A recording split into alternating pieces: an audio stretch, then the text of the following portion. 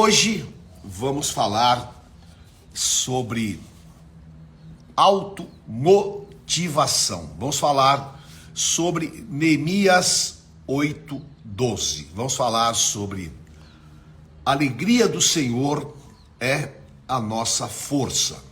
E vamos falar sobre princípios que podem nortear a nossa vida, que são determinantes para que nós agrademos a Deus, certo? E um dos princípios que eu vou falar hoje é fidelidade, é lealdade. Eu estava meditando nessa palavra e vamos falar sobre a relação de Abraão com o seu sobrinho Ló. Abraão, ele levou o seu sobrinho, para que ele pudesse ter uma companhia, e nas suas peregrinações, ele vai até o Egito, Ló estava junto. Deus prospera a Abraão, e consequentemente, quando você prospera as pessoas que estão ao teu lado. E Ló também prosperou, só que começou a haver um conflito entre os pastores de Ló e os pastores de Abraão, porque, claro, eles tinham uma área limitada de pasto e, de repente, esse pasto é meu, e começaram a quebrar o pau.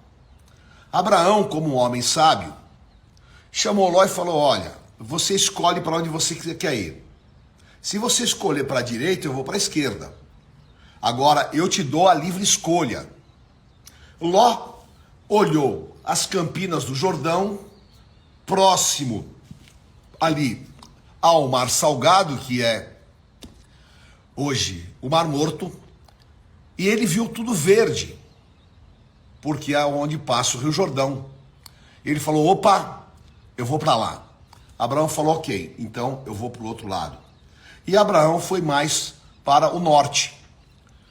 Bom, aonde Ló entrou? Em Sodoma e Gomorra. Ali, Ló vai criando as suas filhas e Abraão vai cuidando da sua vida. A bênção estava sobre Abraão. Abraão, ele cresce. E Ló fica tipo confinado em Sodoma e Gomorra. Porém, Abraão não deixou de ser fiel e nem leal a Ló. Porque quando eles foram atacados por 5 reis, Abraão pega 318 dos seus valentes nascidos em casa e vai lá para atender e para tirar e para salvar Ló, que havia sido tomado como refém. A demonstração de uma grande lealdade, a demonstração de uma grande fidelidade, características daquele que realmente tem a bênção e tem o Espírito Santo de Deus. O Salmo 101:6 fala que os olhos de Deus estão sobre os fiéis da terra. Ora, nós vemos muitas pessoas hoje que estão desmotivadas, pessoas que estão entregues à sua luta, ao seu problema, pessoas que estão com a sua vida paralisada. Por quê? Porque romperam laços, alianças de fidelidade e de lealdade. Através da boca do servo de Deus, o apóstolo Paulo, Deus fala a Timóteo: se nós formos infiéis, ele permanece fiel, porque não pode negar-se a si mesmo. Então, Deus tem como característica principal a fidelidade. E a fidelidade, ela tem uma base espiritual que é o amor. 1 Coríntios 13. O amor que tudo sofre, tudo crê, tudo padece, tudo suporta, tudo espera. O amor que jamais acaba. Esse amor que cria um vínculo. Colossenses 3,14 fala que o amor é o vínculo da perfeição. Então, quando eu tenho vínculos que são baseados no amor, eu tenho fidelidade absoluta. Bom, nós vemos quais são os principais causadores da desmotivação. Um dos principais causadores da desmotivação é a impotência. Quando eu olho para mim mesmo e eu acho que não posso realizar. Isso é uma das coisas que mais pega a gente, porque você começa a ficar realmente assim num ciclo mental aonde vai só piorando, porque vão se acumulando problemas e você parece que fica absorvido, fica tomado por aquilo. E por mais que você se esforce, não acontece ao contrário. Ora, quando Deus fala que não sobreveio em nós provação que a gente não possa suportar, antes com a provação, Deus nos dá um escape, é necessário que a gente entenda aquilo que Jesus falou em João 16:33. É muito sério isso, porque Jesus falou: no mundo tereis aflições, mas tende bom ânimo. O que é esse bom ânimo? É manter a motivação, é manter a força, é manter a alegria em meio às tribulações e às dificuldades. Porque vai chegar uma hora que a tua carne vai cansar. Vai chegar uma hora que os teus pensamentos vão te afogar. E vai chegar uma hora que você não terá mais combustível suficiente para continuar na tua jornada. Então nessa hora, é hora de você realmente se alimentar daquilo que Deus vai te dar espiritualmente. Foi o que aconteceu com Elias. Foi o que aconteceu com Moisés. Agora, quando você faz uma opção diferente, são 3 opções que a Bíblia mostra que elas são realmente mortais. A primeira, quando você se rebela. Lá em 1 Samuel 15 fala que a feitiçaria é que a rebeldia é como a feitiçaria. Então, às vezes você fica revoltado. Eu estou revoltado porque fulano tem, ciclano tem, eu não tenho. Eu estou revoltado porque eu orei, porque eu fiz votos, porque eu busquei e Deus não deu. Estou revoltado por isso, estou revoltado por aquilo. Ora, ninguém se revolta sem justa causa.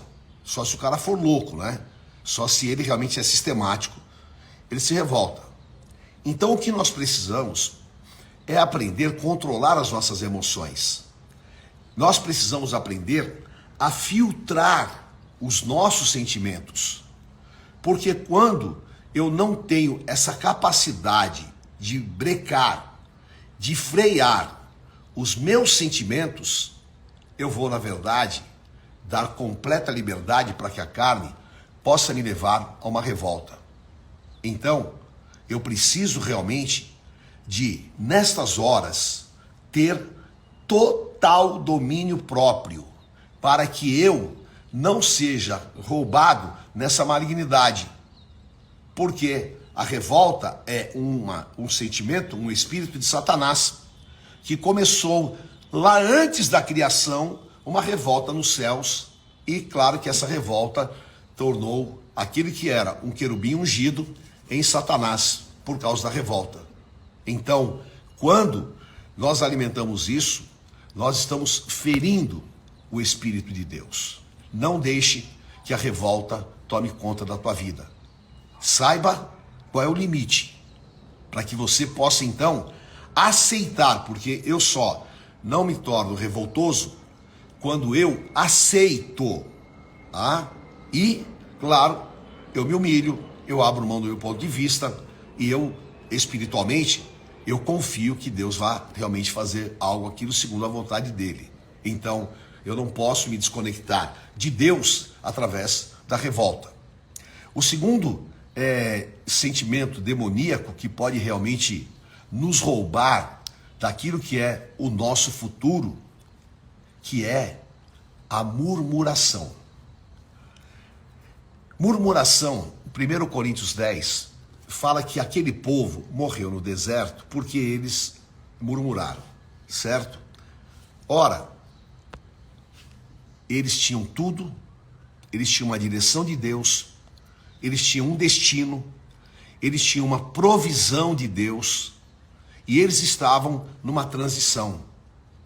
Só que eles não aceitaram aquele momento. Eles estavam presos o quê?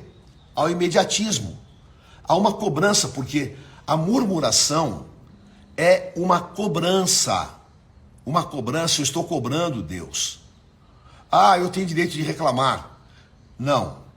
Se você realmente anda com Deus, você não tem direito a reclamar.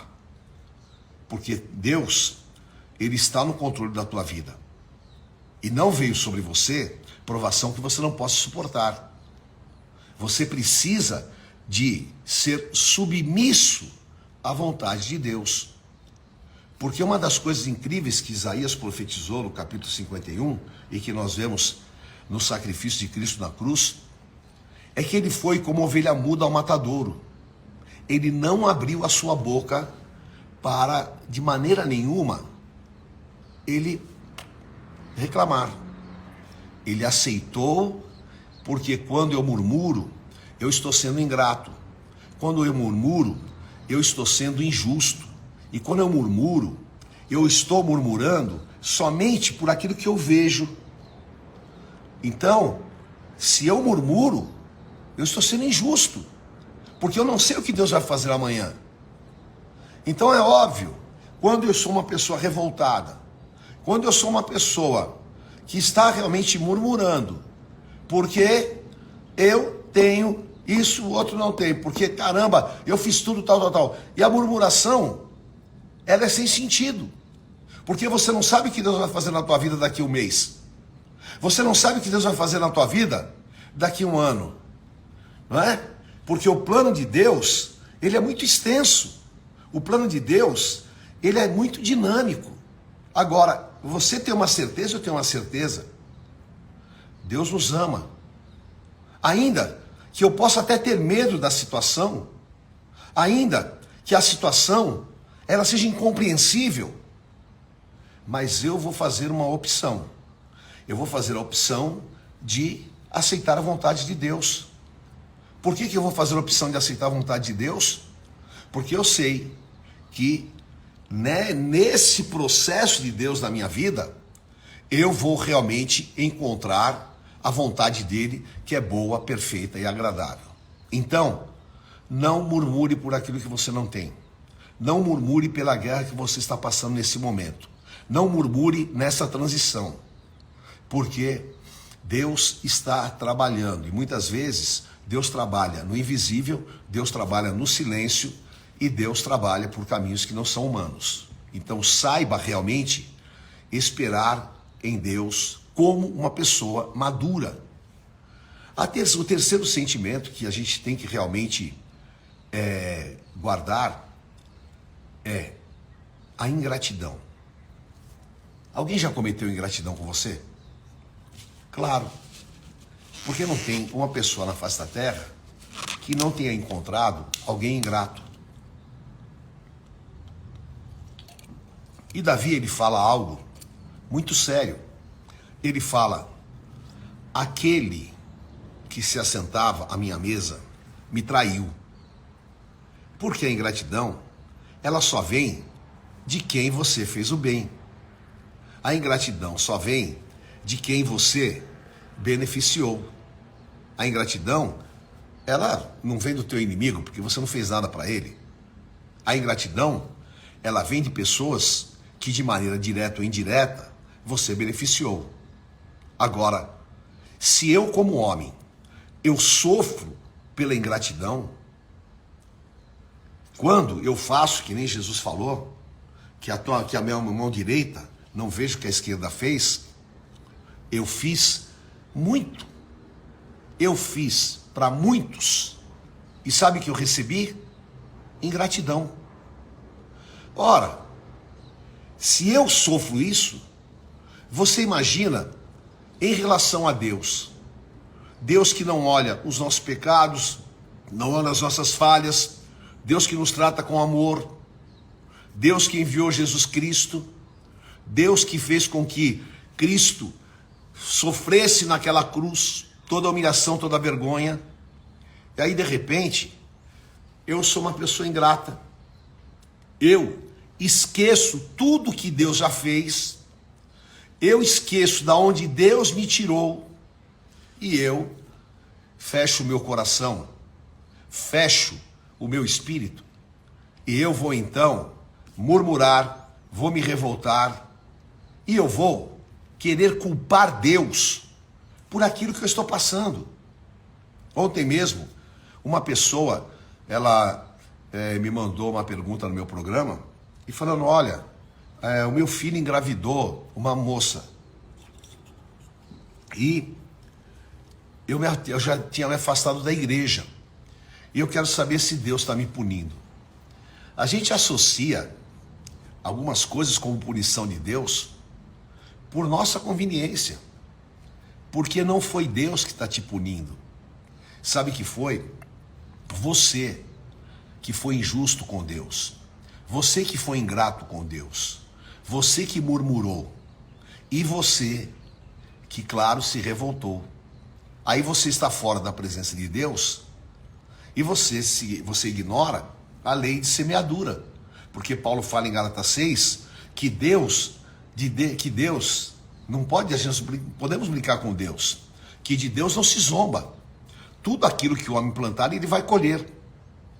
Então, Deus não é um Deus castigador como muita gente ensinou. Deus é um Deus de amor. Agora, é claro que tudo aquilo que eu planto, eu vou colher. Por isso que nós temos que ter maturidade no nosso relacionamento com Deus. Por isso que nós precisamos saber manter a nossa motivação e a nossa chama acesa. Porque hoje vamos pensar em algo muito sério que infelizmente nós perdemos. Qual é a nossa motivação principal em servir a Deus? Eu vou deixar essa pergunta aqui. 3 ou 4 pessoas me respondam agora imediatamente, vai. Qual é a sua motivação principal em servir a Deus? Vamos lá, vai. Me responda. Quais são, ou qual é, não quais são não, qual é a tua principal motivação em servir a Deus? Certo? Ok, tá? Então, nós temos aqui, olha, a Silvana, né? Nós temos aqui a Ana Paula, nós temos o Paulo, a Mari, nós temos o Fernando, tá? E nós temos a Karinzinha, deve ser assim, tá? A Jussara, todos falaram. A principal motivação é salvação, certo? É claro que essa é a nossa principal motivação. João 3,16, porque Deus amou o mundo de tal maneira que deu seu Filho Jesus Cristo para que todo aquele que nele crer não pereça, mas tenha vida eterna. Agora você perceba como nós somos manipulados pela nossa própria mente e nós perdemos essa motivação, porque nós não nos preocupamos com a nossa salvação. Nós estamos preocupados com quanto que nós vamos ganhar, nós estamos preocupados em pagar as nossas contas, tudo isso é legal, é responsabilidade e tal, mas quando lá em Lucas 10, Jesus mandou os 70 discípulos, eles voltaram cheios de, porque nós vimos demônios cair e tal. Vocês estão alegres por isso? Estão? Mas alegre-se, porque o teu nome está escrito no livro da vida. Então, nós precisamos realmente de ajustar a nossa relação com Deus. Porque o nosso principal objetivo, a nossa principal motivação, não são as coisas terrenas, é a eternidade. E lamentavelmente, as pessoas estão motivadas por outras coisas. Então a tua motivação é para você ganhar dinheiro, a tua motivação é para você resolver o problema do teu casamento. Todas essas coisas, elas são lícitas. Só que elas não podem substituir a tua principal motivação, que é você ir para a eternidade com Cristo, porque essa é realmente a essência da nossa relação com Deus. Por isso que Jesus falou em Mateus 6,33, busca primeiramente o reino de Deus e a sua justiça, e todas as outras coisas vos serão acrescentadas. Então ajuste isso, porque quando você tem a tua salvação ajustada, aí você mantém o equilíbrio, porque você sabe que em qualquer circunstância, o teu nome está escrito no livro da vida. Aí então, vem o quê? Vem a automotivação, porque eu estou motivado em ter uma caminhada, eu estou motivado em realizar, porque agora eu vou dar frutos dignos de salvação. E muita gente não entende o que é você dar frutos dignos da salvação. Frutos dignos da salvação é você ganhar uma alma para Cristo. Frutos dignos da salvação é você dar um testemunho para que as pessoas realmente vejam Cristo na tua vida. Dar um fruto de salvação é você ter um testemunho, que o teu testemunho ateste o poder de Deus. Então são coisas que nós não podemos perder de perspectiva, para que a gente possa realmente manter a nossa automotivação. Qual era a automotivação de Abraão? Abraão, ele estava debaixo de uma palavra. Você vai sair da tua casa, você vai abandonar tudo, e você vai para a terra que eu te dar e eu vou te fazer uma grande nação. Então Abraão, ele tinha uma motivação diferente de Ló, certo? A motivação de Ló era apenas ganhar dinheiro e cuidar das cabras e das ovelhas dele. Por causa dessa motivação que estava desconectada do que Deus queria, ele acabou morando em Sodoma e Gomorra, ele acabou cometendo incesto com a filha, e foi uma desgraça total. Agora, a motivação de Abraão era buscar a terra que Deus lhe havia dado. A motivação de Abraão era cumprir a vontade de Deus. E Abraão, que tinha uma motivação de ter um filho, quando Deus pediu seu filho, Abraão, ele optou em honrar ao Deus que tinha dado a ele a visão, a promessa e que lhe faria viver o cumprimento delas. Então Abraão, ele não murmurou, não se revoltou e não foi ingrato a Deus, tendo que levar Isaac com 12, 13 anos para ser sacrificado no Moriá. Então é muito chocante isso, porque nós precisamos aprender isso. E é exatamente aquilo que eu quero que hoje você receba no teu espírito. A tua motivação não pode ser mudada. A tua motivação tem que ser espiritual. Aí, consequentemente, Deus vai prosperar o teu caminho. Deus vai te dar forças para você passar essa tribulação. Deus vai te dar caminhos, ideias e capacitação do Espírito Santo para que você possa, nessa tua jornada terrena, não perder a salvação e não ser roubado. Portanto, tudo na tua vida vai ser o quê? Vai ser um testemunho para a honra e glória do Senhor. E que você esteja hoje motivado pelo Espírito Santo de Deus. Porque Jesus falou lá em João 3. O que nasceu do Espírito, o vento sopra e o leva para onde quer. Então, que você se mantenha motivado. Não é fácil, não é apenas retórica, mas é você estar maduro. E eu termino aqui dizendo para você, Filipenses 3, 15 e 16. O apóstolo Paulo fala, andemos de acordo com aquilo que nós alcançamos. Ande de acordo com aquilo que você alcançou. Você já não alcançou um milagre um dia? Você já não viu Deus agir um dia? Então, hoje, o que você está passando não pode ser o referencial da ação de Deus. A ação de Deus está demonstrada para você naquilo que você já alcançou. Então, daqui para frente, você vai andar dentro dessa perspectiva e vai saber que aquele que fez, faz, ele fará, porque ele é o mesmo ontem, hoje e eternamente. Amém? Glória a Deus. Que o Senhor te abençoe, te enche realmente das características do Espírito Santo. Que você tenha amor a Deus sobre todas as coisas, amor à tua família, amor ao próximo. Que você se motive, porque em nome de Jesus, a tua leve e momentânea tribulação vai produzir um peso de glória. E que você, com essa convicção e com essa motivação principal de salvação, você realmente possa vencer, superar, passar por qualquer momento difícil, mantendo o coração íntegro, guardando, não questionando a Deus, não deixando que esses sentimentos malignos invadam o teu coração, mas que você se preserve íntegro na presença de Deus. Amém? O Senhor te abençoe, você é amado do Deus vivo. O Senhor te abençoe, você é escolhido. O Senhor te dê graça, o Senhor te justifique. E que Deus ponha a mão nessa guerra, nessa luta, porque nós estamos pagando um preço. E quem paga um preço vai viver a recompensa. O Senhor te abençoe e te guarde. O Senhor te dê um dia de vitórias. O Senhor esteja com você, aonde você estiver. Nossa querida Sandra Pita, que está com a tia dela, Tatiana, no hospital, que o Senhor a visite agora. Aquele também que está enfermo, nós oramos e clamamos pela vida do Bruninho, enviando vida dos quatro cantos sobre ele, pedindo misericórdia do Senhor sobre a vida dele. E todos aqueles que estão hoje em depressão, em angústia, que o Senhor os visite e dê graça. Graça e paz, um dia de vitórias.